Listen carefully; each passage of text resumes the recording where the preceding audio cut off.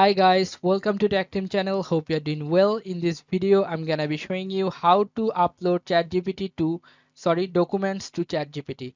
You can now use ChatGPT 4 for free, and you can upload documents to ChatGPT for free for some limited time.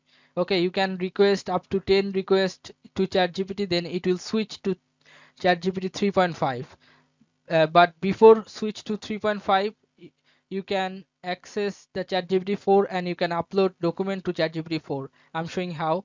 You have to go to open a browser and go to ChatGPT. Now you have to log in with ID and password. Then you can see here this icon, the attachment icon. You have to click on this, and then you can upload from your Google Drive. You can upload file from your OneDrive, or you can upload file from your computer.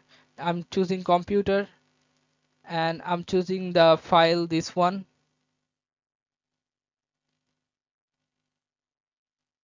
Now you can write anything here. Check this file. Now hit enter. Now you have to give some time, and it will ask you what is the file is about, or you can ask any question you want. So this is how you can upload document to ChatGPT. So guys, if you find this video helpful, then please give a thumbs up and don't forget to subscribe the channel. Thank you so much for watching the video.